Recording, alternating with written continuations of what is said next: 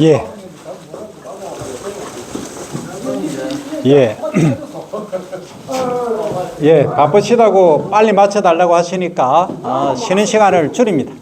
줄이고 진행하겠습니다. 예, 빵도 드시고 군뱅이도 드시고 하십시오. 그 군뱅이 거기에 적힌 이름이 제 이름입니다. 혹시 문의사항이 있으시면 그 제 이름 보고 전화를 하시면 됩니다. 자, 그러면 지난 시간에 우리가 뭘 공부를 했느냐 한번 돌이켜 보겠습니다. 첫째는 내 땅에 내가 농사 짓는데 왜 쌀값 유지를 안 해주느냐, 그죠? 그래서 우리 그 부분은 따로 정책적으로 얘기를 하도록 하겠습니다 하고, 그 다음에 우리가 만약에 쌀 농사를 안 짓는다면 쌀값도 보장이 안 되는데, 그러면 이제 수입을 하게 되면 어떻게 되느냐, 우리나라의 치안 문제, 그리고 안보 문제가 심각해진다가 아니고 나라가 망하게 되는 상황이 될 수 있다 하는 겁니다. 뭐 될 수 있다가 아니고 되는 겁니다. 그죠? 그래서 주곡인 쌀은 무조건 지켜야 된다 하는 게 지난 시간의 결론이었습니다. 그와 더불어서 지금 쌀 농사, 벼 농사를 함으로 해서 얻는 이익이 뭐냐, 소위 공익적 기능이 뭐냐를 알아봤습니다. 첫 번째, 홍수 조절 기능, 그리고 기후 정화, 대기 정화라고 하죠. 그죠? 대기 정화 기능을 한다. 그리고 지하 수온 함량, 만약에 가뭄이 계속되어서 우리가 정말로 비가 안 오고 할 때는 지하수를 사용할 수밖에 없는데 그 지하수 함량을 하는 것이 논이다 하는 데까지 얘기를 했고, 그죠? 그 다음에 힐링하는 것, 생물 종 다양성을 유지를 해주니까, 특히 이제 습지, 논생물 종 다양성을 유지를 해주기 때문에 이것은 생물 종 다양성, 전체적인 생물 종 다양성, 나비벌과 더불어서 매우 중요한 일이다 하는 말씀까지 드려 봤습니다. 무엇보다 더 중요한 것은 요즘 시대에 최근에 들어서 더 부각되고 있는 것은 치유농업, 힐링이라고 하는 것입니다. 그래서 스트레스 많이 받으시는 분들이 시골에 논만 봐도 들판만 거닐어도 이렇게 치유를 할 수 있는, 스트레스를 풀 수 있는 그러한 환경을 제공해 주는 것이다. 그런데 이게 이제 사실 학술적으로는 검증이 안 됐지만 저는 답을 다 갖고 있는 게 뭐냐면, 지금 여기 계신 분들 중에 주변에 내가 알고 있는, 본인이 알고 계신 분 중에 암 환자 없는 분 손 들어 보십시오. 없는 분. 다 있으시죠? 그 암 환자 있으시면 저한테 오십시오. 나중에 연락을 주시고. 자, 암이 어디서 이제 근원이 되는가 발단을 한번 보시면, 암 환자분들의 거의 90%가 대동소이하게 하는 얘기가 5년 또는 8년 전에 급격한 스트레스를 받았다 하는 분들이 대부분입니다. 거의 그렇습니다. 그 뭐냐 하면, 우리 지금도 암세포가 만들어지고 있어요. 몸속에 계속 만들어지고 있습니다.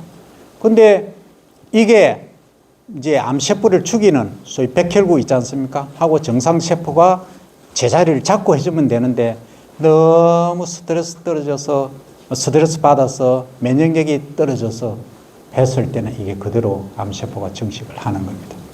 그러니까 주변에 보면 뭐 거의 암 환자입니다. 특히 사업하시는 분들, 그 자금난 스트레스 많이 받지 않습니까?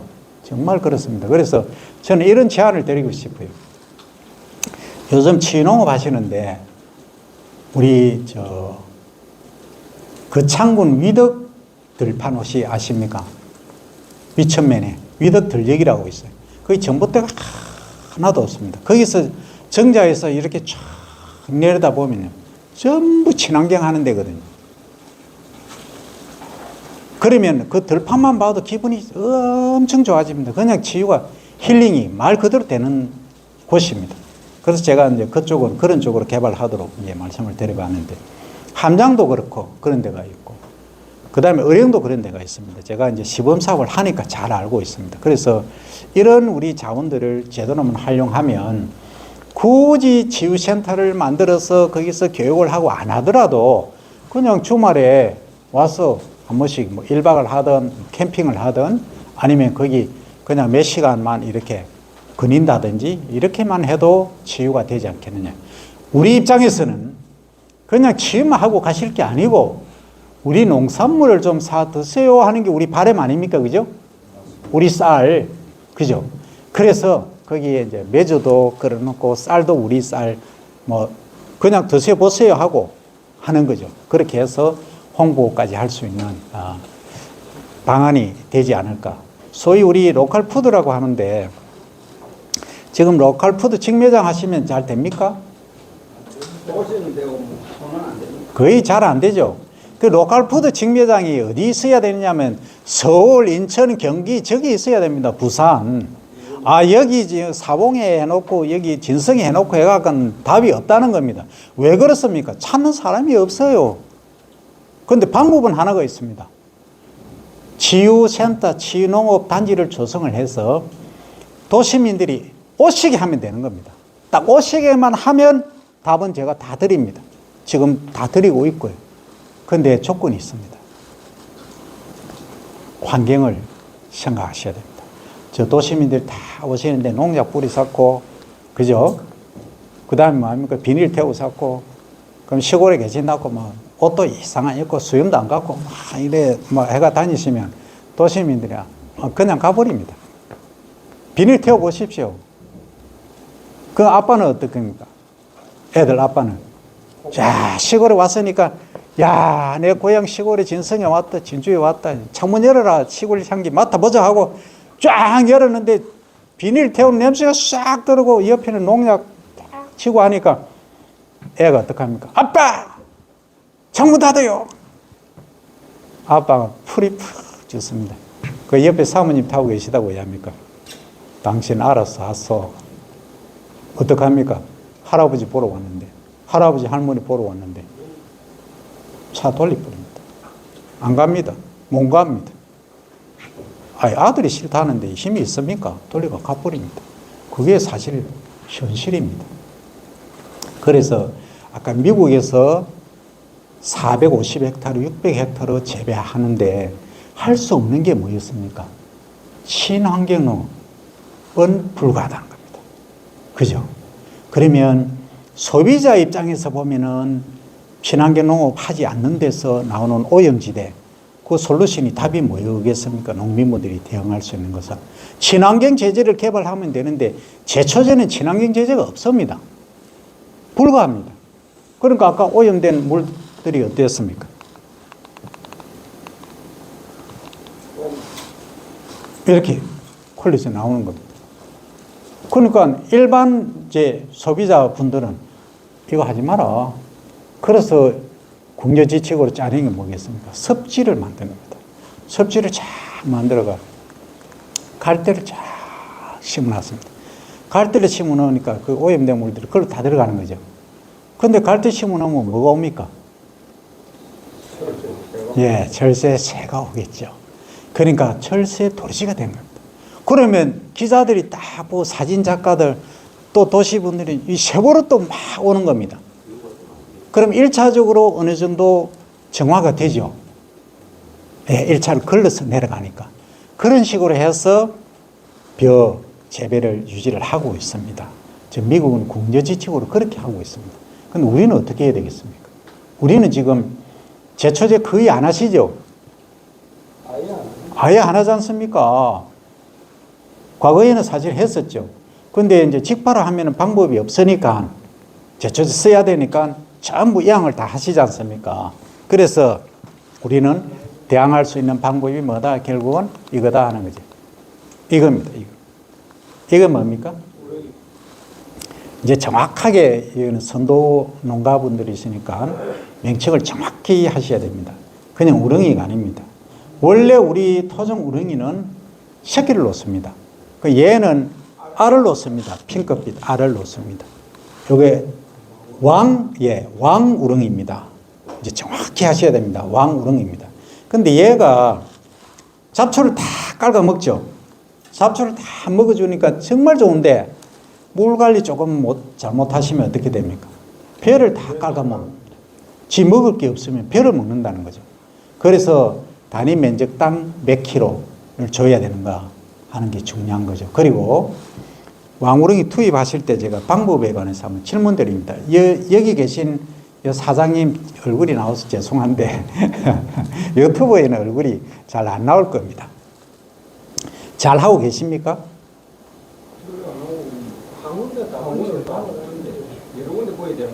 그렇지. 맞습니다. 이렇게 하시면 안 되고 이렇게 담아서 바가지 있지 않습니까? 1kg짜리 바가지를 해서 주르륵 또 한 10m 가서 주르륵 이렇게 하셔야 됩니다. 그래야 고르게 뿌려지고요. 지금 시기가 어떻습니까? 왕우릉 투입하는 시간 언제입니까 지금?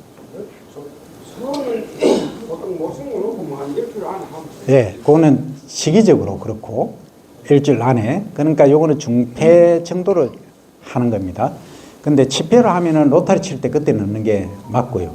그때 하는 게 좋는데 그럼 치폐 넣으면은 그 왕우릉이 판매하는 입장에서는 소위 건대가 안 나가죠. 무게가 안 나가니까 똑같이 1kg 3만 원 받고는 못 판다는 거죠. 그죠? 1kg 3만 원 아니죠. 1kg 얼마 합니까? 만 원 정도 하는 뭐 하여튼 예. 어쨌든 10,000원 하든 5,000원 하든 1kg에. 그래서 여기 투입을 하는데 이게 이제 큰 거를 하면은 빨리 이제 잡초를 먹으니까 장점이 있겠지만 조금 이게 늦었습니다. 예. 그리고 또 하나가 있습니다. 이게 지금 낮입니까? 해그름입니까? 새벽입니까? 한낮이죠. 그럼 한낮에 뿌리면 됩니까? 그 언제 뿌려야 됩니까? 아침도 안 됩니다. 예, 해그름에 뿌리셔야 돼요. 저녁에 어둑어둑 할 때 뿌리셔야 돼요. 왜 그렇게 했습니까? 예. 저기 뿌리는 순간 저기서 황새가 그죠? 두루미가 탁 보고 있습니다. 아, 내 밥 뿌리 전에 됐다 해서 주인 딱 가면 어떻습니까? 와서 융단 폭격을 팍 해버립니다. 내 뿌리는데 며칠 지나니까 어떻게 껍질만, 소위 껍데기만 남아있는 겁니다. 그게 우리의 현실입니다. 그래서 어떻게 뿌리시냐면 이제 뿌리는 시기는 치폐 같은 경우에는 로타리 칠 때 하시면 되고 이 중폐 같은 경우에는 모내기 위에 한 5일에서 한 7일 사이 요때 해주시면 됩니다. 그 잡초가 어느 정도 발생하는가에 따라 다르긴 해도 양도 마찬가지고 그리고 해그름에 반드시 해그름에 하셔야 됩니다. 새들이 자러 가는 사이에 그래야 전체 이동을 합니다. 그리고 요때는 물 관리를 물을 약간 깊게 심수를 하셔야 됩니다. 되셨습니까? 그리고 뿌려주실 때 앞에만 쭉 뿌리시거든요. 그러니까 논이 800평짜리가 있고 1000평짜리가 있고 300평짜리가 있는데 똑같이 여기 몇 군데 앞에만 뿌리시면 안 됩니다. 뒷구석에 가서 반을 나눠가지고 뒤에도 요렇게 10m 간격으로 요렇게 이렇게 푹 던지시지 말고 딱 낮춰서 이렇게 저렇게 요렇게 해 주셔야 됩니다. 그러면은 생존율이 거의 90% 이상 됩니다. 그렇게 하시면 잡초 방지는 됩니다. 자, 미국은 이게 됩니까? 안 됩니까? 이제 유튜브 나가니까 이거 들었으니까 미국에서 이제 와우는 키워갖고 할 수도 있습니다. 그죠? 근데 헬기로 하겠죠. 뿌리면. 그죠? 근데 그러면 투입비가 어떻게 되겠습니까? 막 확 올라가 버립니다. 그러니까 대외 경쟁력이 없는 거죠. 그러면 좋다. 이거 생산한 거, 친환경으로 한 거, 우리 한 거하고 비교해보죠. 그러면 한 거의 80% 가격에 자기들이 소위 시핑한다 그러죠. 배로 보내면 우리 거하고 비교해보면 어떻습니까? 오는데 걸리는 시간이 있죠. 보관하는데 배에서 습기 차죠. 아무리 관리 잘해도 쉽지가 않거든요. 그러면 미질도 떨어지죠. 그러면 우리하고는 비교가 안 되는 겁니다. 그러면 그냥 관세 없이 그냥 1대1부터 이길 수 있다는 겁니다. 품질에서. 자, 여기 이제 얘기가 나왔으니까 더 말씀드립니다. 자, 품질 말씀을 하시는데요.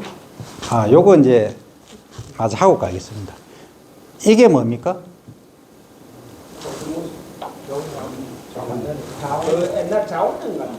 자원형 하시는 거 보니까 대단하신데, 제가 옛날에 자원형 연구를 많이 했습니다. 이 자원형입니다. 이게 콩가인데, 얘가 보통 5월 달에 이렇게 꽃이 피거든요.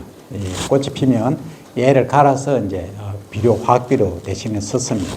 그러니까 화학 비료를 사용 안 하고도 이제 질소에 있어서는 거의 이제 커버가 다 됩니다. 그래서 이게 이제 친환경의 한 방법이고 또 왕구렁이를 투입하고 여기 보면 어떻습니까? 거미줄이 보이죠? 이 새벽에 딱 눈에 가면 거미줄이 있다는 것은 뭐가 있다는 겁니까? 거미가 있다는 거죠. 예. 그 다음에 또 무당벌레가 있습니다. 소위 칠성 무당벌레라고 있거든요. 이런 애들이. 그래도 잠자리 요 보이십니까? 눈을 크게 뜨셔야 보입니다. 네, 잠자리들이 있습니다. 이 생물 종이 이렇게 다양하게 있다는 거죠. 그러니까 해충들이 어떻습니까? 제대로 생육을 못 합니다. 네. 그래서 이렇게 친환경이 가능하니까 우리 메뚜기쌀 생산해서 어떻습니까? 얘들이 다 한 배 보고 이렇게 해맑게 웃고 있습니다. 저는 정말 놀란 게 하나 있는데요. 제가 그 93년도에 처음에 이제 일본에 갔던 적이 있는데, 저보고 이제 벼에 대해서 강의를 해달라 하는데, 애들 데리고, 애들 보고, 저 보고 강의를 해달라는 겁니다. 뭐 애들 보고 뭐 있습니까? 아니, 초등학생 애들 보고, 우리는 그 교육 안 하거든요. 그래서 제가 물었습니다. 왜 애들을 상대로 이 교육을 해야 됩니까? 하니까, 선생님 하시는 말씀이 어린 애들이 이 우리 쌀, 자기들 입장에서입니다. 쌀의 중요성을 좀 알게 해 주십시오. 이라는 겁니다. 그럼 저는 우리 입장에서 설명을 해야 되는데, 그래서 이제 객관적으로 얘기를 해요. 쌀은 논에서 이렇게 재배되고 논을 유지하면 아까 말씀드린 그 공익적 기능들이 있다. 그러면 어떻게 해야 되느냐. 쌀이 너가 재배를 안 하면 너 어떻게 살겠니? 부터 이제 시작을. 쌀을 주는데요. 급식을 제가 그 점심을 먹고 가래서 먹고 하는데. 우리는 과거 급식하면, 지금 급식하면 애들 어떤 쌀 줍니까? 어떻게 하든지 가격을 낮추려고 하죠. 돈을 다 들여가지고. 그러니까 애들 4새끼 다 먹이는 건데 그걸 몇 백은 더 깎고 이 짓거리를 하고 있다는 겁니다. 이 교수입에서 이런 명이 하면 안 되는데 정말 열불체입니다. 친환경하고 밥맛 좋은 걸 애들 먹여야 어떻습니까? 여기에 계신 분들이 제일 찾는 게 뭡니까? 엄마가 해준 옛날에 그 밥, 그 김치, 그 된장국 안 찾으십니까? 이 맛이라는 건요. 어릴 때 길 들이진 게 그게 평생 갑니다. 수조 수천억의 자산가가 나중에 돈은 많이 벌었는데 정말 엄마가 그리웠어. 옛날에 엄마가 해주는 그 음식이 그리워서 어떻게 합니까? 시골에 그냥 가는 겁니다.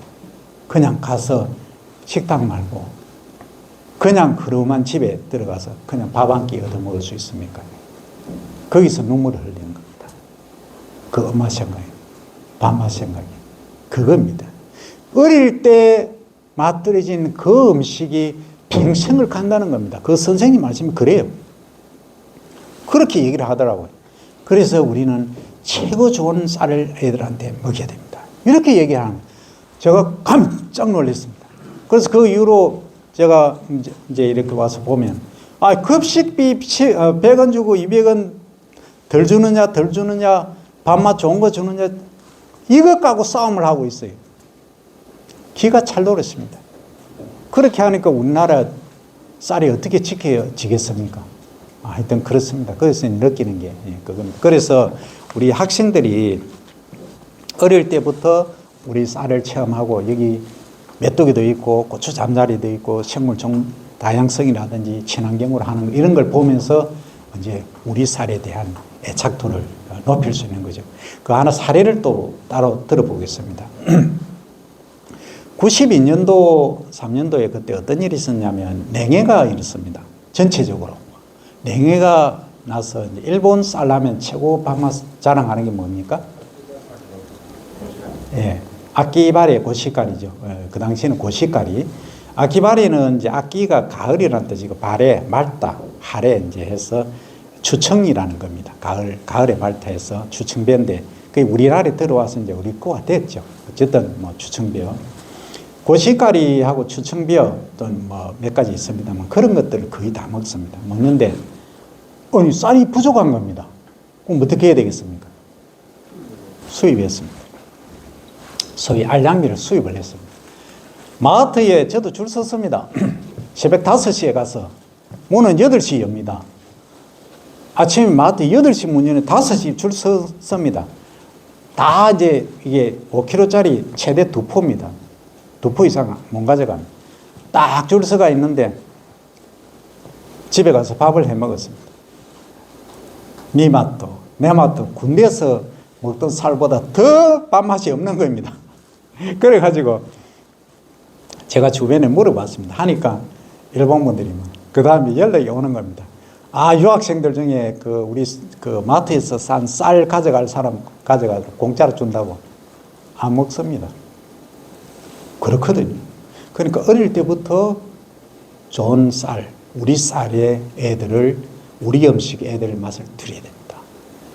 급식비 100원, 200원 아끼려고 소위 그렇게 하면 안 됩니다. 그래야 애국심도 생기는 겁니다. 그래서 우리 신토불이라는 말이 그냥 자연스럽게 형성되도록 만들어줘야 됩니다.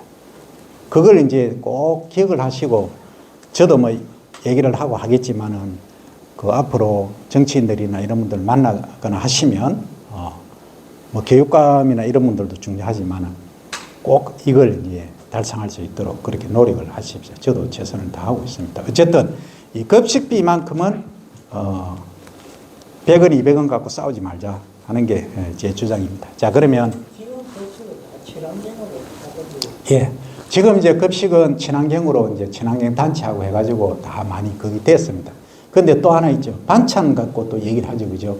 그러니까 급식비 책정할 때 그게 이제 할당량도 있고 여러 가지 그런 것들이 있습니다. 하다 보면은 이제 진짜 그 친환경 인정받은 데서 하는 데도 있고 예산이 부족한 데는 또 그게 안 되는 데도 있습니다. 어쨌든 그런 부분들이 전체적으로 우리 애들이 친환경 고품질 쌀을 먹을 수 있도록 그렇게 해줘야 된다는 겁니다. 근데 이제 더 깊이 얘기하면 영양적으로는 사실 이게 백미 우리를 애들 먹이지 않습니까? 이 건강을 생각하면은 백미가 과연 좋은가? 우리 현미가 좋은데, 그죠? 맛이 없으니까. 근데 우리 따로 생각해 보면 이게 이제 다른 반찬들을 다 먹으니까 굳이 뭐 소위 시눈 그리고 호분청, 단백질청에 있는 그 양분 95%를 굳이 안 먹어도 되지 않느냐? 그 밥만만 좋으면 되지 않느냐? 그리고 친환경이면 되지 않느냐? 이제 이런 말씀을 드리는 거죠. 근데 거기에는 사실 조금 우리 약점이 조금 있긴 있습니다. 그 이제 시눈만 혹시 가공업 하시는 분 계시면 시눈만 따로 빼가지고 해서 요즘은 가바살이라 해서 시눈쌀 들어보셨죠? 시눈 큰 거 나오지 않습니까? 예, 그런 것도 있고 요즘은 이제 그 베트남 쌀국수처럼 면을 만들기 위한 쌀도 나오죠. 소위 가루쌀 이런 것도 지금 하고 있습니다. 어쨌든 다 방면으로 해서 지금 이 위기를 어떻게든 극복을 하셔야 됩니다. 자, 그러면 미국이 할 수 없는 걸 우리는 이렇게 친환경 농업을 할 수 있다 하는 겁니다. 자, 이제 앞으로 한번 돌아가 보겠습니다.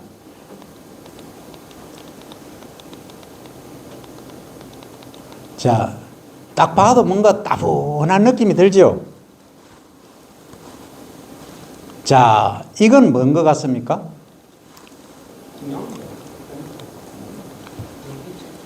예, 기상 측정기입니다. 이게 이제 대기 온도도 측정하고, 그 다음에 이산화탄소 농도도 측정하고, 풍량도 측정하고, 강우도 측정하고, 뭐 전부 다 이게 그 소위 이제 인공 웨더 스테이션이라고 하는데 기후 측정기입니다. 이 측정 센터죠. 미니입니다만 이렇게 다 측정합니다. 그러면 이걸 왜 하느냐? 다른 거는 다 제쳐놓고라도 CO2 농도, 소위 공기 중에 이산화탄소 농도가 산업혁명 이전에는 280 ppm이던 것이 지금은 320 ppm에 도달했다 하는 게 이제 돼서 시작된 거죠. 그래서 저희들이 이렇게 챔버를 놓고 논에서 실제 메탄이 얼마나 발생하는가 이걸 이제 연구를 하고 있는 겁니다. 근데 이제 결론을 먼저 말씀드리면 우리가 벼 재배하실 때 처음에 이제 이양 전부터 물을 대지 않습니까? 계속 이제 거의 계속되고 계시죠. 계속 물을 대지 않습니까? 물 대니까 아까 어떤 문제가 발생했습니까? 예? 아니 아까 제가 설명드렸는데 계속 물을 대니까 어떤 문제가 발생한다고 했습니까? 땅 속에 있는 메탄 생성균이라는 게 있었다 했지 않습니까? 얘가 메탄을 만들어낸다 했지 않습니까? 그래서 메탄이 계속 발생을 하더라는 겁니다. 그래서 그러면 이제 요게 CO2 이산화탄소로 환산하니까 지구를 온난화 시키는데 그 이산화탄소보다는 같은 농도일 때는 29배 정도 더 따뜻하게 하더라. 지구를 데우더라. 그래서 이걸 줄이자. 그러면 어떻게 하면 되겠습니까? 물을 말라요. 예, 좋습니다. 물을 말라야 된다고 답변을 하셨습니다. 말리면 되겠죠? 그럼 어떻게 말리시면 되겠습니까? 이 거미 밟고 예, 언제 하시면 되겠습니까? 중간 물때기라 그런 게 보통 있는데 농사지면은 예, 분을 하고 나서 예, 분이 끝나고 나서 이제 중간 물때기 보통 하거든요. 예. 그럼 이제 버릇이 좀 공기가 들어가고 버러지더라고요. 좋습니다. 자, 그럼 중간물대기란 말씀이 이제 나왔는데 중간물대기 하시는 분 손 한번 들어보십시오. 보통 하면도 농사 짓는 사람 아니, 손 들어보십시오. 솔직히. 다 합니다. 다 하십니까? 그럼 오늘 이 강의 여기서 마치겠습니다. 제가 할 이유가 없습니다. 자, 그러면 우리가 예, 어느 정도 효과가 있는가? 그래서 이 보시면 이래 놨습니다. 자, 2030년 국가 결정 기여도라는 게 있었거든요. 온실가스 감축을 해야 됩니다. 의무적으로. 그래서 우리 농축산부는 온실가스 배출량을 2030년까지 1,800만 톤 이하로 이렇게 이제 27% 2018년 대비해서 이렇게 줄여야 된다는 겁니다. 그래서 2018년 대비해서 약 38%로 감축하는 것이 목표입니다. 그래 요걸 하기 위해서 어떻게 해야 되느냐면 우리 중간 낙수, 중간 물대기하고 그다음에 축산에서도 해 주셔야 됩니다. 축산 농가 많이 계신다 했죠, 그죠? 축산과 벼농사를 중심으로 이렇게 하시라 하는 겁니다. 축산에 관해서 제가 말씀 안 드리고 벼농사에서는 그럼 어떻게 하면 이 38%를 줄일 수 있겠는가 하는 겁니다. 자, 그러면 중간 물대기에 관해서 제가 말씀드립니다. 아까 이제 새끼 치고 나면 말씀하셨죠. 그러니까 몇 개 정도 새끼 치면은 물을 떼셔야 됩니까? 보통 중요 절미에서는 뭐 정상적으로 한 개, 20, 한 2개, 20개 이리 보지만 보통 우리가 농사 지을 때는 25개 거의 보거든요. 자, 이제 이런 게 있습니다. 26개란 말씀을 하셨는데 그러면 언제냐 하면 우리가 6월 1일 날 만약에 이양을 한다고 가정하면 뭐 새청무로 예를 들겠습니다. 영구진미든 뭐 새청무든 다양히 있지만 새청무를 이제 예를 들면 6월 1일 날 하면은 거의 한 35일 정도 되면은 통상적으로 35일 정도 되면 분할이 15개 정도 됩니다. 한 포기당. 그러면 나중에 이삭을 우리가 시알리 보면은 이삭이 몇 개 정도 됩니까? 한 포기에. 시알리 보신 분 계십니까? 한 포기당 이삭이 몇 개 정도 있던가요? 예, 그건 나달 수제, 알맹이 수제, 그죠? 예. 예. 그러면, 자, 27개, 30개 말씀을 하셨는데 좋습니다. 그러면 이게 조간, 줄 간격하고 포기 간격은 어떻게 하셨습니까? 31, 폭은 30이고, 요 간격은. 그거는 고정되어 있고 30은, 그죠? 예. 조간은 고정되어 있고. 그럼 포기 간격은 몇 cm 하십니까? 50포기로 많이 하고, 저면은 70포기. 그 다음에 늦게 심으면 85개, 90포기까지. 그렇죠. 그러면은 이제 조간으로 하면은 거의 과거에는 14, 15cm를 했는데 지금 18, 20cm, 22cm, 25까지도 하지 않습니까? 25cm 하신다면은 27, 8개가 말씀이 되는데 그렇지 않고 15cm로 한다고 가정하면 그렇게 27, 8개 이상을 못 만들어냅니다. 분을 수는 새끼 치는 거는 그렇게 칩니다. 40개까지도 치니까요. 그렇게 많이 하면 어떤 문제가 발생하겠습니까? 새끼를 많이 치면 청미도 많이 생기고, 그 다음에 그 전에 어떻습니까? 예, 병이 많이 발생하죠. 왜 그렇습니까? 입만 무성하게 되어 있으니까 공기가 안 통합니다. 근데 논 자체가 어떻습니까? 수분이 많으니까 병이 많이 오죠. 충도 많이 발생하죠. 가장 먼저 오는 병이 몽고병 아닙니까? 그래서 입집 무늬마른병. 이게 가장 문제가 된다는 거죠. 그래서 제가 말씀드리는 것은 이제 더무모 신기 말고 일반적으로 우리가 한 20cm까지는 15cm, 그러니까 줄 간격이 30cm 일대입니다. 고정해 놓고 15에서 한 20cm 간격일 때는 15개 정도 새끼를 치면 물을 떼십시오. 15개 정도. 그런데 이제 이런 질문이 있으실 겁니다. 아, 내 논은 물이 너무 안 빠지는데 고논인데 또 어떤 분은 내 논은 사질답이라서 뭐 물 딱 차단하면 바로 내일 되면 말라버리는데 하는 분 계시죠? 예. 이제 일반적인 논일 때, 우리 보통 답일 때, 식양토, 양토 정도일 때 얘기입니다. 근데 완전히 물 찌는 논, 지하 수위가 높은 논, 고논 이런 경우에는 한 13개, 14개 정도 됐을 때 떼십시오. 자, 그러면 이제 질문사항이 있을 겁니다. 어떤 질문입니까? 빨리 떼면, 물 빨리 떼면 뭔가 지금 혼돈이 오지 않습니까? 잡초가 발생하지 않습니까? 그죠? 여러 문제가 발생을 한다는 겁니다. 그럼 이거 어떻게 해결하실 겁니까? 친환경 단지인데 지금 중경 제초를 할 수가 없습니다. 어떻게 하실 겁니까? 배수가 내 논은 아예 거의 배수가 안 된다 하시는 분 계시지 않습니까? 그러니까 13개, 12개, 13개 됐을 때 물 빼니까 완전히 우리가 수확할 때도 되면 이삭이 15, 16개 많아야 뭐 18개인데 이걸 빨리 떼면은 충분한 이제 이삭수는 이론대로 설명을 예? 아, 이삭수를 떠나서 관리적인 차원에서 말씀드리는 겁니다. 지금 잡초 방제가 문제지 않습니까? 잡초가 나니까요. 예, 풀밭 해버리죠. 그럼 어떻게 하실 거냐는 겁니다.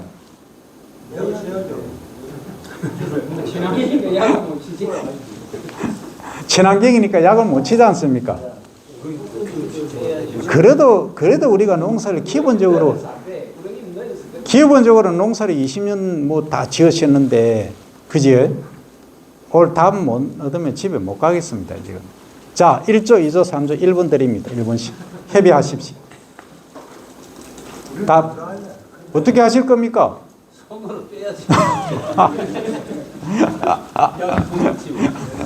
아니, 제가 의령에 3년 전에 이 저탄소 녹물관리 시범 사업을 했는데, 의령에 갔는데 제가 이제 가서 일 상담하고 있으니까, 그 이제 경상국립대 교수님이다 하니까, 아이고, 교수님, 우리 죽겠습니다. 이래. 친환경 제가 인증센터 소장이고 또 하니까. 그 친환경 이거 안 하면 안 돼요. 뭐 이러시는 겁니다. 유사님이. 그걸 왜 그렇습니까? 아, 이놈의 우렁이를 넣어놨더만 우렁이가 일은 안 하고 우리가 다 이런데 허리 아파 죽겠다고. 그럼 우렁이 강의 아니가 되겠습니까? 그래서 아까 제가 말씀드린 겁니다. 그게 현장에서 일어나는 지금 상황입니다. 그럼 지금 웃으면서 얘기를 하지만 지금은 이제 괜찮죠. 다 이제 교육을 해서 잘 하고 계시니까. 그런데 그 당시는 막 심각했습니다. 땀을 막 벌벌 흘리면 허리 다 이어가지고 이래 오십니다. 그건 현실이거든요. 그래서 그럼 뭐 어떻게 하실 겁니까? 제가 지금 말씀드리는 결과는 분열소가 15개 됐을 때는 물을 떼라고 말씀드렸잖아요. 근데 내 논은 고논인데 물이 안 빠지는데 어떡하라고. 빨리 떼라고 했지 않습니까? 12개, 13개, 3개 치면 떼라고 했는데 어떻게 하실 거냐고. 아! 좋습니다. 도구를 어떻게 쓰실 겁니까?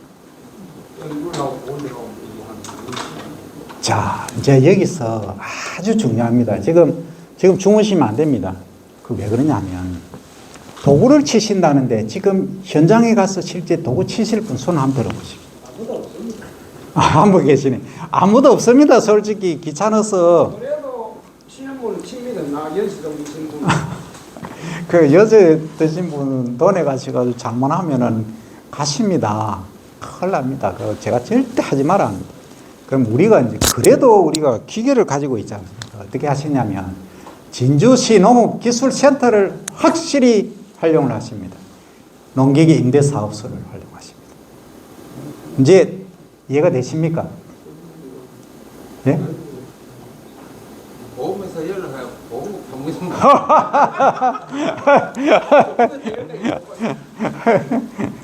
기계가 있으면 맨 있으면 자, 이제 그 스토리를 하나 말씀드리면, 이제 뭐 우리가 1, 2년 하는 게 아니니까 프로 분들이니까 제가 하나 말씀드립니다. 수박하면 유명한 곳이 어디입니까? 하만 의령이죠. 주로 하만인데, 하만에 1995년도, 6년도 이때 엄청 문제가 됐던 적이 있습니다. 수박에 뭐겠습니까? 덩굴 쪼금병입니다. 덩굴, 줄기가 쪼개지는 거, 갈라지는 거. 그 병이죠. 쪼긴 병 아닙니까? 그래서 우리 학교에 모든 교수님들 해가 다 갔는데, 덩굴 쪼긴병이네. 다 알죠. 병원 보니까 병 있네. 원인을 찾아야 되는 거. 왜 그러냐고. 안 그랬던 것들이 최근에 지금 이게 문제가 되고 있다 이겁니다. 자, 누가 한번 답해 보십시오. 이거 답하시면 집에 가셔도 됩니다. 수분이 많이 들었습니다. 수분이 어떻게 많습니까? 그게 물이 계속 있으면 영지가 물이 가서 가까이서 돌 깨집니다. 백줄기도 마찬가지로 그에 큰 데를 봤습니다. 이야, 정확히 박수 한번 주십시오. 아니, 위에는 말라 있는데요? 위에는 말라 있는데 밑에까지는 물이 수분이 있단 말이에요. 아주 정확한 말씀을 하셨습니다. 제가 강의할 필요가 없습니다. 정확한 답입니다. 위에는 말라가 있는데, 그래서 이제 토양하시는 정연태 부장님 계십니다. 밀양에. 삽 가져와봐라 해서. 토양학자가 삽을 갖고 딱 파니까, 한번 딱 파니까 밑에 물이 흥건해.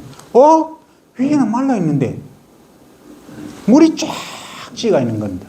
그럼 어떻게 하겠습니까? 물을 빼야지, 밑으로. 그러니까 아래 보니까 막 뿌리가 썩어가 있는 겁니다. 그러니까 위에 마르니까 계속 물은 주는데 물이 밑으로 안 빠지는 겁니다. 그럼 물이 왜 안 빠졌겠습니까?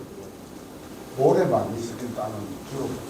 네, 모래가 많이 있는 경우도 그렇고 기계의 사용이 있습니다. 우리 요즘 옛날에는 소위 쟁기, 소쟁기 가지고 하람에 따라서 소 가지고 하기도 하고 경운기가 있는데 지금 어떤 기계 쓰십니까? 웬만하면 70마력, 100 몇십 마력 트랙터 쓰시죠. 1년에 몇 번만 여러 번 다니지 않습니까?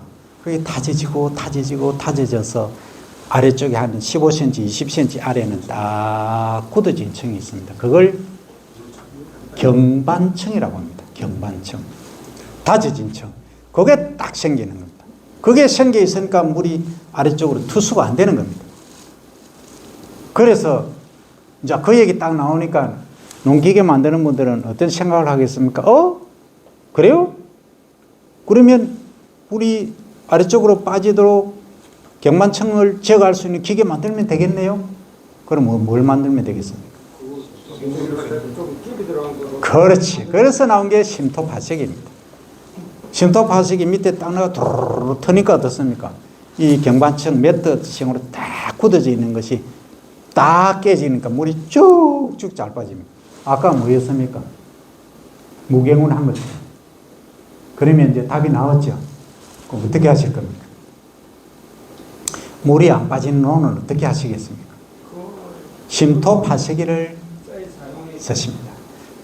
일반적으로. 그런데 이런 경우가 있습니다. 지대 자체가 낮아서 물이 진짜 지하 수위가 높고 이거는 그거 해도 물이 안 빠지는 논이 있죠.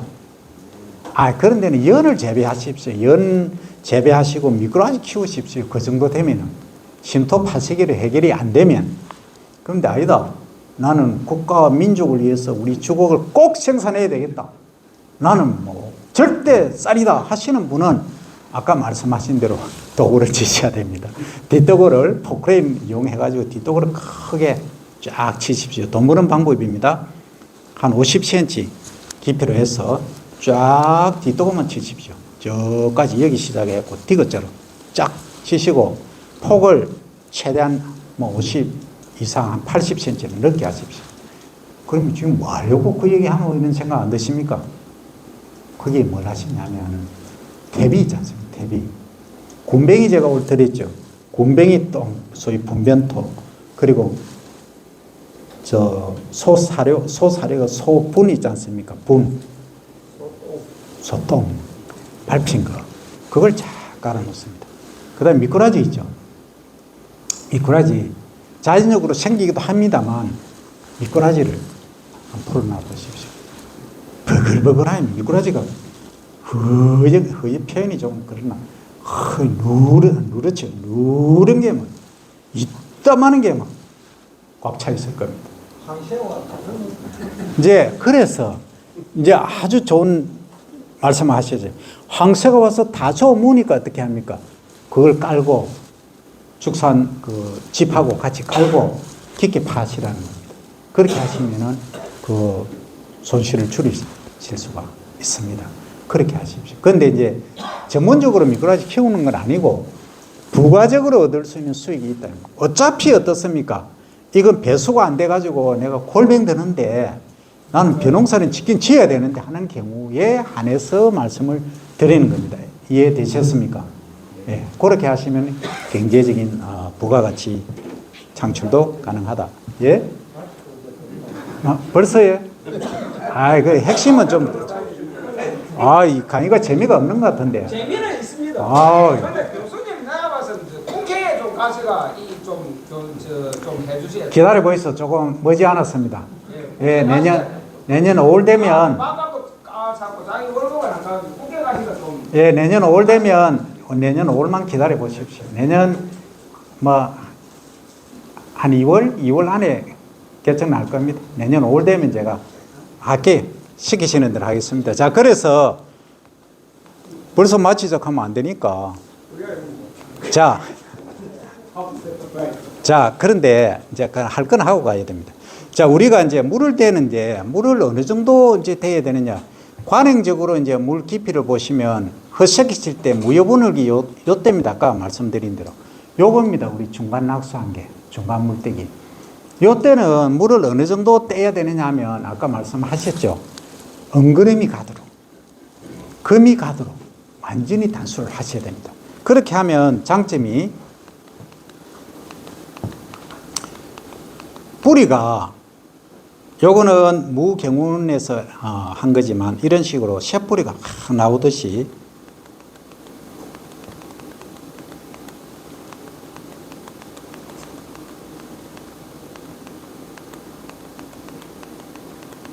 자료 엄청나게 많죠. 그냥 쭉 한번 보십시오.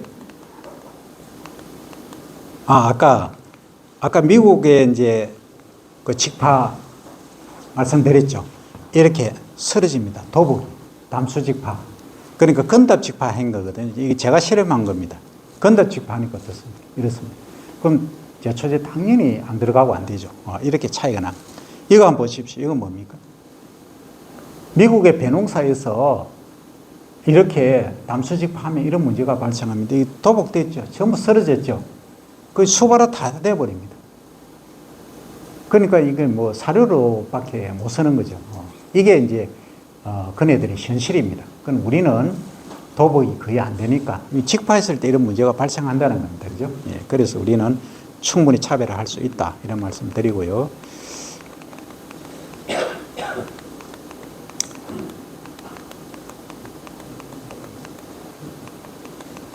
자, 여기 보면 아주 중요한 내용이 있습니다.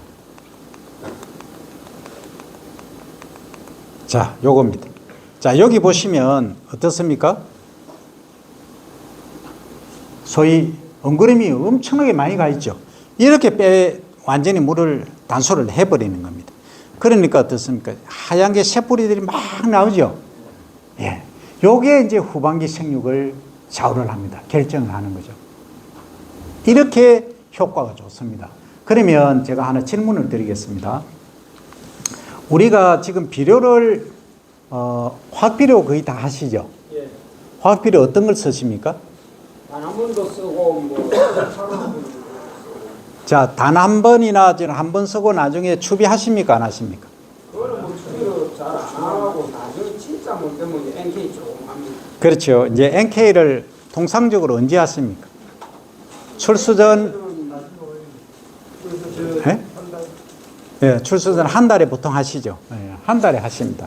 출수 전 한 달에 하시면 이제 나달수가 많이 형성되게끔 하거든요. 나달수라는 거는 요 알맹이 수, 한 이삭당 알맹이 수가 이제 많게 하시는 게 목적인데, 자, 지금 아까 다시 돌아가려면 이제 시간 많이 걸리니까 제가 질문 드립니다. 소위 지금 아까 이제 일본 사례도 들었고 우리 사례도 마찬가지입니다. 지금 소비자분들이 쌀 찾으실 때 뭘 갖고 찾으십니까? 맛이죠. 맛입니다. 밥맛입니다. 그러면 밥맛을 갖고 한번 논해 보겠습니다. 그러면 이게 나달 알맹이 수가 많이 달리면 밥맛이 좋겠습니까? 안 좋겠습니까? 안 좋습니다. 그건 왜 그렇습니까? 영분이 다 분산이 많이 되기 때문에. 그렇죠. 양분이 이제 여기서 잎에서 광합성을 해서 당을 만들어서 요 알맹이에 나달에 전분으로 이렇게 축적이 되는데 여러 군데 나눠주려고 하다 보니까 부족한 거죠. 그래서 나달수가 지나치게 많을 필요가 없다는 거죠. 그래서 출수하기 30일 전에 비료를 주지 말고 15일에서 20일 전에 주라는 겁니다. 그때 주시면 어떠냐면 나달수는 좀 적습니다. 한 20% 정도. 적어도 알맹이가 통실통실 소위 차랑차랑한 알들이 많아진다는 거죠. 그러니까 소위 익은 쌀, 등승률이 한 거의 90% 이상 나옵니다. 95%까지 나오고요. 그 다음에 나달의 무게가 높아진다는 거죠. 그럼 나중에 도정했을 때 소위 완전미 있지 않습니까? 완전미율이 뭐 거의 95%. 지금 고시가리 진공포장해서 판매하는 거 혹시 보셨습니까? 그게 96% 나오더라고요. 깜짝 놀랐습니다. 그럼 소비자분들은 밥을 해놨을 때 소위 동알미 깨진 거라든지 풋거라든지 이런 거 들어가면은 요즘 RPC에서 다 걸러내긴 합니다. 그죠? 예. 근데 걸러내긴 하는데, 손실이 너무 많은 겁니다. 내가 쌀이 600kg 생산됐는데, 300평당. 자포 떼고 나니까 450kg 밖에 안 되는 거예요. 아까 같은 방식으로 농사를 지으면. 그런데 이것을 출수 전 30일에 추비를 하는 것이 아니고, 출수 전 20일에 또는 15일쯤에 추비를 해보니까 이게 생산된 쌀의 양은 520kg 밖에 안 되는데 완전미율은 500kg라는 거죠. 오히려 완전미율이 더 많다는 거죠. 쌀학이라든지 청미라든지 이런 것들이 적으니까. 실제 그렇습니다. 그래서 우리가 이제 소비자분들 꼭 말씀을 드려야 되고 따라줘야 됩니다. 자, 그러면 그 다음에 또 하나, 우리 쌀이 맛있다. 어떻게 알릴 겁니까? 지금 쌀 하면은 밥맛 최고 좋은 데가 어디입니까? 우에 벌써 경기도 이천 벌써 나왔지 않습니까? 다 그렇게 얘기하지 않습니까? 그 진주는? 아니, 제 고향이 밀양이고 제가 학교를 여기 나왔고 여기 있는데 진주 밥맛 없고 제가 지능청에 있을 때 그 원장님이나 이런 분들이 다 건물을 해보잖아요. 익산에 근무도 해보고 밀양에도 해보고 수원에도 해보고 다 해보시면서 딱 경험담을 얘기해요. 밀양 거 제일 밥맛 없더라. 딱 이러는 거예요. 저거 열 받습니까? 안 받습니까? 안 받아요. 열 받죠. 그래서 이 앞에 이제 그걸 어떻게 극복할 거냐 하는 게 있습니다. 우리 모내기를 과거에는 언제 했습니까? 지금은 빨라졌고 옛날에는 일모자고 6월 12일까지 하루 삭발 사는데 지금 빨라졌고. 요거에 이제 핵심만 잡고 가입시다. 다 이 설명하려면 오늘 날밤 써야 되니까. 자, 과거에는 우리 하지 때 했지 않습니까? 41모를 손해양 할 때는. 근데 지금은 언제 합니까? 거의 5월 말 6월 초에 다 해보지 않습니까? 그러면 지금 기후가 온난화된다 했습니까? 안 온난화된다 했습니까? 온난화되고 있죠. 그럼 6월 달에 모내기 할 때 겁나게 덥지 않습니까? 그렇죠. 과거보다 훨씬 덥습니다. 그런데 이제 밥맛 얘기하기 전에 사과 사과하면 제일 유명한 데가 어디입니까? 아, 제 고향이 밀양이라 했는데. 그렇죠. 밀양 얼음골 아닙니까? 그 밀양 얼음골 사과가 왜 다른 데보다 2배, 3배 가격을 받겠습니까? 왜 그렇습니까? 기온차 좋습니다. 일단 맛이 좋으니까 당도가 높으니까 그 말은 기온차가 높으니까 당도가 높다고 연결이 되죠. 그러니까 밤에 온도가 높으면 어떻습니까? 낮에 광합성 당이 이렇게 사과 시방 주변으로 보내다가 더 보낼 데가 없으니까 시방 주변에 꽉 모이니까 사과가 누런 안에 누런 사과 설탕 덩어리 아닙니까? 그죠? 그러니까 먹어보니까 너무 단 겁니다. 다른 거는 사과하면 15브릭스 나오는데 이거는 18브릭스, 20브릭스 나와버리는 거. 그러니까 꿀사과죠. 그러니까 그거는 일교차가 방금 말씀하셨죠.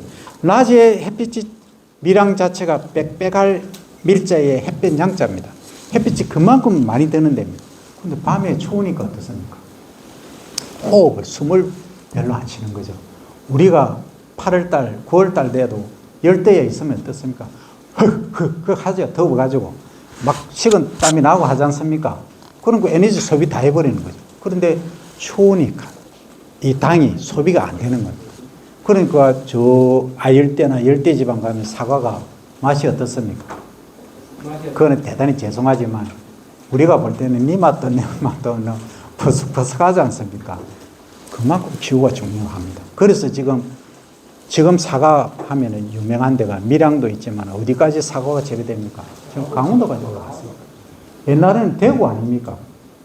미인하면 대구였고 왜? 사과를 먹었으니까 사과가 그만큼 피부에 좋다 이거 아니었습니까? 그럼 강원도까지 갑니다. 그만큼 기후 온난화가 심화되었다. 위기다. 지금 그 산내면 얼음골 그 주변도 지금 약간 해발 고도가 낮은 데는 별로 안 좋습니다. 거의 뭐 한 400m에서 올라가야 좋습니다. 그 정도로 지금 기후 위기가 심각하다는 거죠. 자, 여기까지 말씀드리고 그럼 쌀은 지금 아까 말씀드렸을 때 과거에는 하지 주변으로 우리가 이양을 했는데 40일목인 해도 지금 중묘 30일모를 6월 1일이나 6월 뭐 초, 5월 말에 이양을 하지 않습니까? 그럼 등숙될 때를 한번 보십시오. 아까 알맹이 찰 때였지 않습니까? 사과도 익을 때였지 않습니까? 알맹이가 찰 때 온도가 높으면 어떻게 되겠습니까?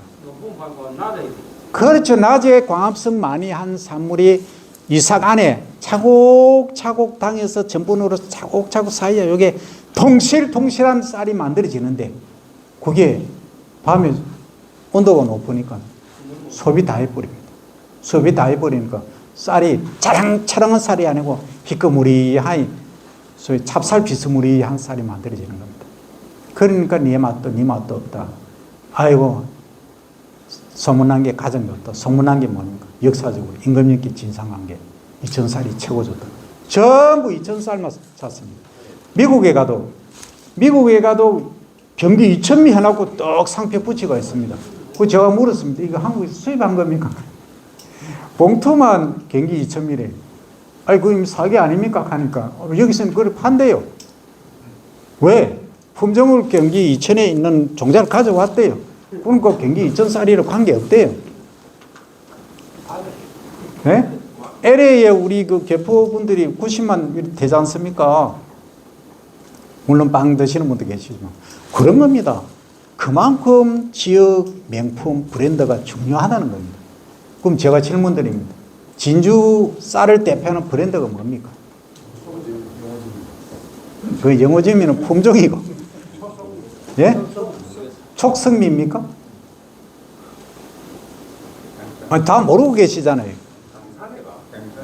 뭐 이러면 곤란한 겁니다. 내가 내 쌀을 생산하고 내가 자랑할 수 없는데 아니 제보고 뭐 유튜브 해가지고 홍보해달라고 못 해드리죠. 그러니까 여기 예?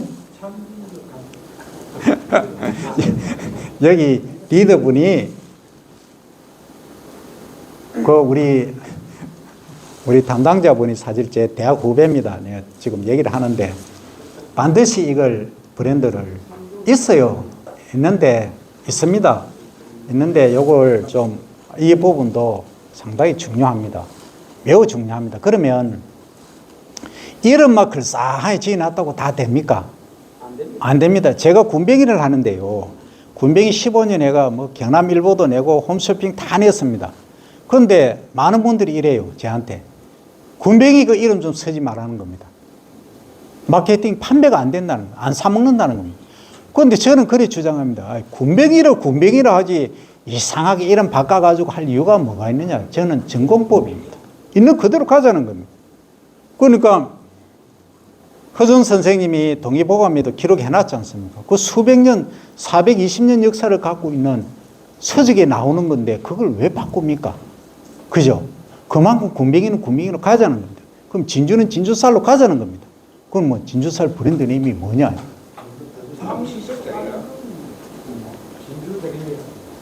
진주 꿈이네요, 그럼? 진주 드림? 그것도 영어가 들어가 있네요?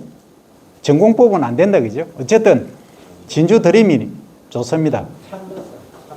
예? 참 햇살, 그거는 아닌 것 같은데. 어쨌든 그거는 여러 개 중에 하나가 아닌가 싶습니다.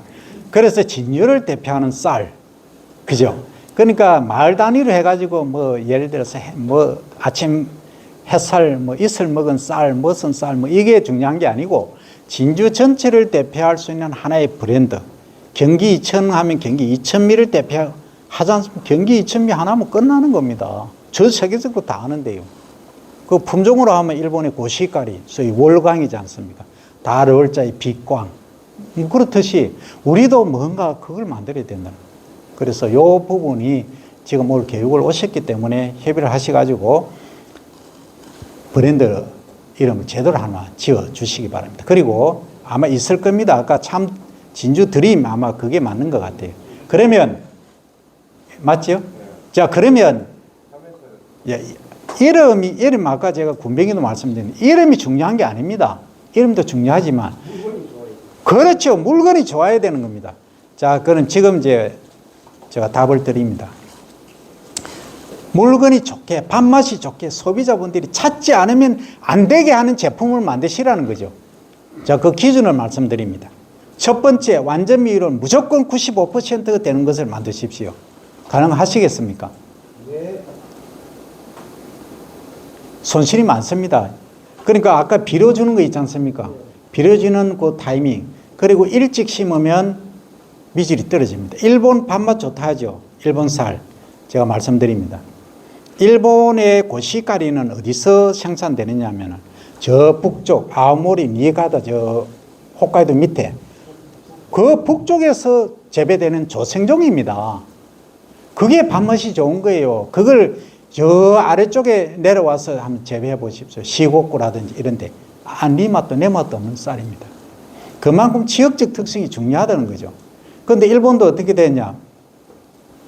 이제 일본은 전업농들이 거의 없습니다. 거의 뭐 경업, 뭐 부업 이런 식으로 합니다. 그러니까 내 땅은 이때 주말에 와서 쉬는 날에 와서 이제 해가지고 농사 짓는 분들 기계 빌려가지고 같이 하든지 거의 그렇게 하고 있습니다.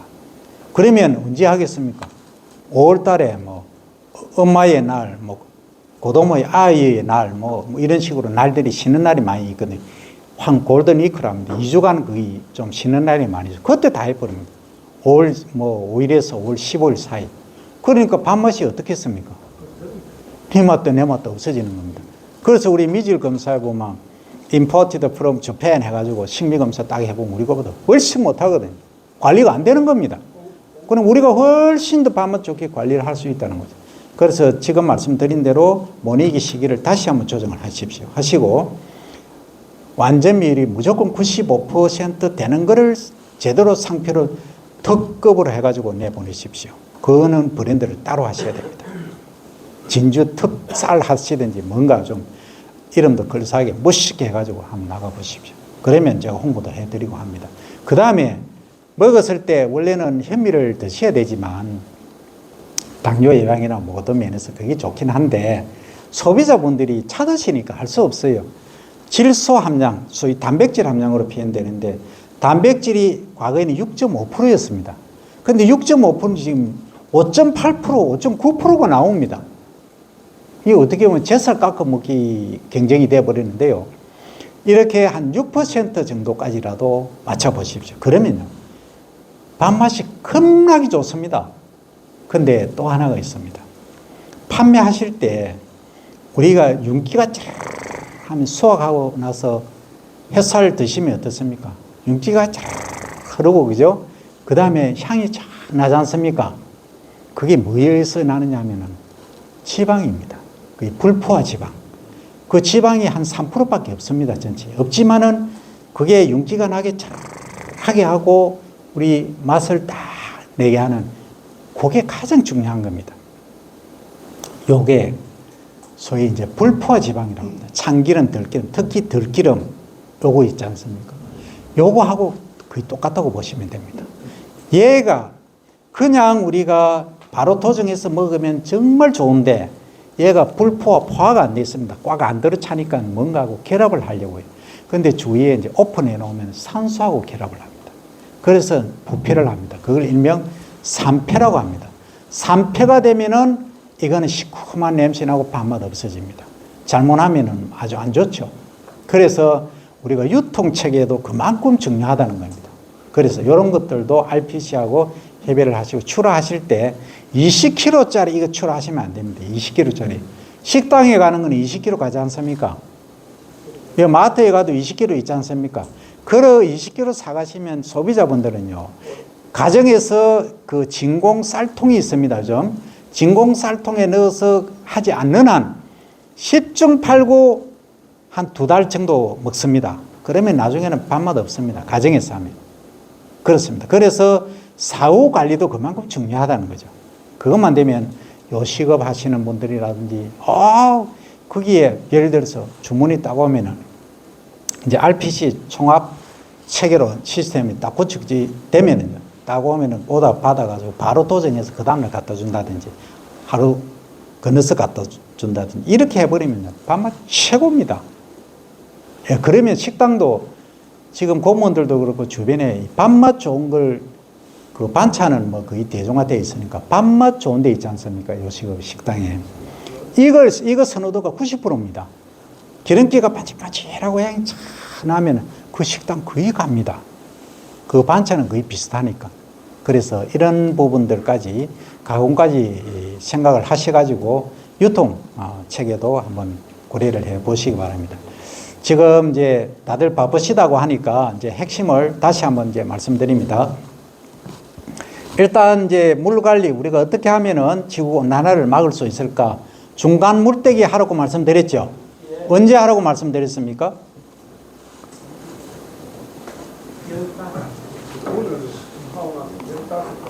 예, 이항 후에 보통 35일 주변에 하시면 됩니다. 35일. 근데 내 노는 물이 너무 잘 빠진다 하시면 40일. 잘 안 빠진다 하시면은 30일. 그렇게 하시는데 25일쯤에 해야 될 수도 있습니다. 물이 완전히 안 빠지는 거. 그런 경우는 뭘 하라고 말씀드렸습니까? 심토 8색이나 도구를, 뒷도구를 꽉 치시라고 말씀을 드렸습니다. 그렇게 하시면 됩니다. 그런데 말입니다. 또 이게 있습니다. 우리가 이제 그 정부 보조금이 나갑니다. 얼마 나가느냐 하면 1헥타르당 중간 물 떼기만 2주간 하셔야 됩니다. 2주간만 하셔도 15만 원. 그 다음에 이제 얕게 걸레대기 있지 않습니까? 얕게 걸레대기 하시면은 16만 원 나갑니다. 그래서 31만 원에 이제 지급되게 되어 있습니다. 제도적으로 갈 겁니다. 그리고 이제 지금 제가 얕게 걸레대기 말씀을 드리는데, 얕게 대기나 얕게 걸레대기입니다. 이게 뭐냐 하면, 이제 출수기 때부터 이삭이 펴지 않습니까? 그 전에 물을 자꾸 떼면은 이게 이제 감수분열기, 그러니까 이제 암술이 만들어지고 수술이 만들어지지 않습니까? 그리고 이제 이삭이 만들어지는 요 시기에 상당히 이제 등숙도 잘 안 되고 문제가 발생을 합니다. 아까 어떤 분이 말씀하셨죠. 나비가 없으니까 등숙이 잘 안 된다 하셨는데 불임이 생긴다 이 말인데, 원래는 그게 벼 같은 경우는 97%가 자식성입니다. 그냥 이렇게 바람이나 이 중배쟁이가 없어도 지 스스로 다 합니다. 예, 폐와 수정도 하고요. 예, 하는데 이제 타가 수정 같은 바람이 이제 불어준다면 그게 나비나 있으면 더 좋은 게 전체적으로 이게 등승률을 이제 높이는 꼬꼬라고 잘 튀게 하는 그런 효과에 의한 겁니다. 어쨌든 이렇게 등숙될 때 온도가 등숙이 아니라 감소분열기 때부터 이렇게 출수될 때 여기 한 10일 정도 10일, 11일 요 사이에 물이 너무 없으면 온도 차이가 너무 크면은 이게 문제가 발생한다는 거죠. 그래서 요때 가장 물을 깊게 대라 이렇게 합니다. 그래서 8cm 이렇게 대라 하는데 요즘은 온도가 원체 높으니까 굳이 8cm 안 돼도 됩니다. 그냥 한 4, 5cm만 돼도 문제가 없더라고요. 근데 추운 지방은 좀 얘기가 다릅니다. 평야지 일반적으로 말씀드리면 문제가 없다 하는 말씀을 드립니다. 그러면 그 출수되고 나서는 어떻게 관리하느냐? 얕게 대기나 얕게 걸러대기를 하시라는 겁니다. 뭐 어떻게 하실 겁니까? 일주일에 한 번씩 물을 대시라는 겁니다. 일반적인 논에서. 이해되시겠습니까? 일반적인 논에서. 그러면은 출수되고 우리 한 45일 정도에 보통 중만생정 수확을 하시죠. 그러면 한 4번 내지 5번 또는 많게는 한 7번 이 정도로 이렇게 하시면 됩니다. 배수가 물이 빨리 빠지는 논은 한 7번 정도 하셔야 되고 한 7번 물 떼 주셔야 되고 물이 뭐 보통 정도 빠진다 하면 한 5번 정도만 물을 떼 주시면 됩니다. 그리고 물이 잘 빠지는 논은 자주 떼 주셔야 되겠죠. 그렇게 해 주시는 게 얕게 걸러대기입니다. 그 얕게 걸러대기는 물을 한 4cm 정도만 담그시고 그냥 놔두시면 자연적으로 감소가 됩니다. 왜냐하면 광합성할 때 잎에서 이렇게 정산이 되고 또 집 표면에서 정발이 되고 이렇게 되거든요. 그래서 그 점을 이제 인지를 해 주시면 됩니다. 그리고 토양 속으로 내려가는 투수가 있으니까 한 일주일, 한 4, 5일 정도 되면 물이 빠집니다. 그렇게 물이 빠지고 나서 살짝 표면이 마른다 싶으면 물을 떼 주시면 됩니다. 요게 얕게 걸러대기입니다. 그리고 이제 얕게 대기는 한 2, 3일에 한 번씩 물 떼주는 겁니다. 주구장창 어떻게 보면 되는 거죠. 이거는 사실은 우리가 너무 힘들죠. 그래서 이제 자동 물구라는 게 있습니다. 혹시 들어보셨습니까? 그 자동 어떻습니까? 써보신 분 좋습니까? 그 편하긴 편한데 그게 문제가 있습니다. 어떤 문제냐면 이게 이제 유입되는 자동 물구를 말씀드립니다. 그럼 요거는 내가 몇 cm 측정해놨고 들어가는데 혹시 이제 예치 작업을 하신다든지 뭐 손님들이 지나가시다가 비닐을 버리거나 캔을 버리면 구멍이 막혀버려요. 그럼 내는 뭐 어디 다른 데 갔다 왔는데 와보니까 이게 물이 안 들어가고 있는 겁니다. 들어가야 되는데. 그래서 그런 것들이 조금 개선돼야 될 사항이고 집단적으로 큰 평야 같은 데는 호남들판에 가면 거의 문제가 없습니다. 그래서 우리가 소규모로 이렇게 집단적으로 있는 데는 이게 관수 시스템에서 이제 소위 고랑에서 오는 문제점들이 그런 것들이 있다는 겁니다. 그것만 없으면은 괜찮죠. 그리고 그 다음에 이제 배수물고 혹시 지급 받으셨습니까? 신청하셨습니까? 여기 지금 정부 지원 사업이 어떻게 되냐 하면, 요걸 꼭, 기억을 하십시오. 두 가지가 제가 제안한 거는 뭐냐 하면, 중간 낙수를 이행하시는 분에게 이게 이제 직불금 지원하는 걸 확대하자. 그리고 이제 저탄소 인정을 받도록 하자. 이게 제가 주장한 거였습니다. 저탄소 아시죠? 그러니까 과거에 했던 것보다 탄소 발생을 줄인다. 어떻게? 물을 중간 낙수를 하고 얕게 걸러대기를 함으로써 그래서 여기에 이제 인정받아서 우리가 바깥으로 소비자분들에게 내보낼 때는 뭘 다느냐면 저탄소 인정 또는 친환경 마크까지 달고 나가면 이거는 날개를 타는 거거든요. 그러면 소비자가 아닌 시민, 국민의 입장에서 볼 때는 야, 이게 우리 환경도 지키고 지구도 지키고 이렇게 밥맛도 좋다. 이렇게 날개를 달고 가자는 게 제 주장이었는데 이제 이게 거부가 됐어요. 왜 거부가 됐냐면 친환경 인정, 저탄소 인정을 받고도 중간 낙수하고 얕게 걸러대기 실천율이 좀 낮다는 겁니다. 현실적으로. 그래서 어떻게 하느냐. 자동 물고 있지 않습니까? 배수 물고. 그 유입되는 거 말고 배수 물고를 지원하자. 그래야 배수 이렇게 파놓으면은 거기 자동적으로 해서 물을 뺀다. 이제 이렇게 결정이 지어진 겁니다. 그래서 요거는 저탄소 인정받는 문제하고는 추가로 이제 예산이 되면은 지금 상황이 좀 그렇습니다. 제가 다음에 제가 말씀드리고 상황이 좀 그렇습니다. 그래서 다 해드리기는 어려운 상황입니다. 그래서 물고는 지금 그게 80만 원짜리거든요. 80만 원짜리인데 이제 지자체에서 하고 이제 정부 지원하고 하고 자부담은 10%에서 20%입니다.